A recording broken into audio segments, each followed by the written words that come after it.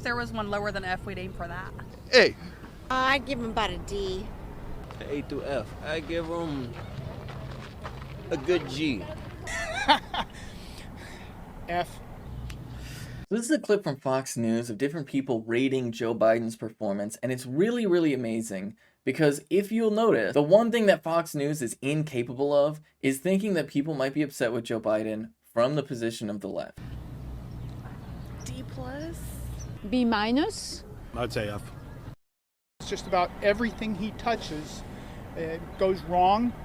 He's been on both sides of many questions over his career and wrong both times.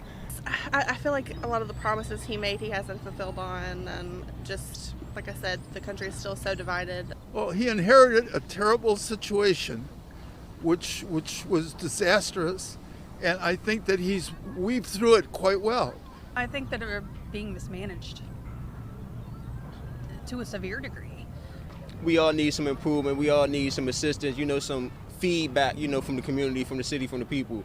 So in this clip, you see a lot of people who are talking about, oh, Joe Biden, oh, D minus, F, whatever, talking about, grading Joe Biden's performance. But some of the things that some people said actually reveal that their criticisms might be coming from a different place than what Fox News intends. And fundamentally, it reveals what we all should know about the United States, and especially the media in the United States, which is the idea that any criticism of any Democrat from the left is unconceivable. It's unimaginable. It couldn't possibly be existing or real. And that any criticism of Democratic policies or anything like that must, by definition, mean that people are supporting the right. When in reality, if you saw one person said they were criticizing Joe Biden because he didn't fulfill his campaign promises, Joe Biden famously having campaigned on promising to make a ton of bold changes that he never really did. I mean, just look at the stories coming out of ICE detention centers, and it's very, very clear that still to this very day, Joe Biden is keeping a lot of Donald Trump's policies, which is incredibly harmful. Even things like going back to Obama-era policies, like trying to normalize relations with Cuba, and Joe Biden still can't bring himself to do things like that,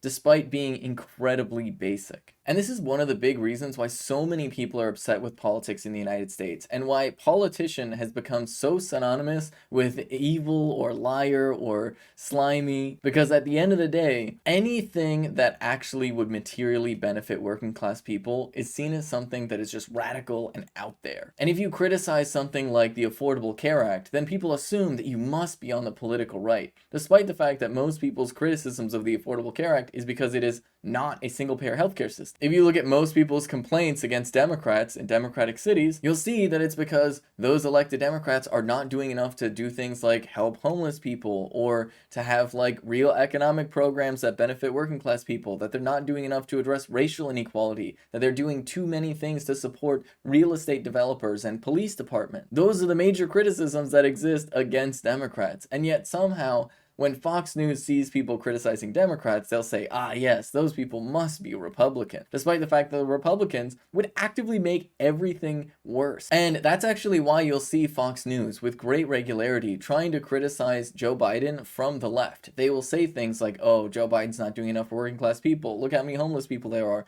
Oh, there's still all this systemic racism that exists within the United States, and so the Democrats are failing. Oh, there's still this gun violence, and so the Democrats are failing. And those criticisms are, in some sense, true, except for they're coming from a dishonest position, where Fox News, which very much is out for the interests of the extremely wealthy and large corporations, they want to do things like put more carbon into the atmosphere. They want to do things like deregulate markets, deregulate workplaces, make things more difficult. They're even talking about bringing back child labor. And yet somehow, because the Democrats aren't doing enough, that proves that the Republicans are the party of the working class. And it's just this sick joke, because effectively they just play this trick on you and they say, well, the Democrats aren't doing a good enough job. That must mean that they're evil. Don't ask us about the policies that we want to push, because at the end of the day, they're going to be even worse. And this is actually why Republicans spend so much time like hyperfixating on the existence of trans people, because if they were going to talk about anything else, all of their policies would be even more unpopular than they already are. And to be clear,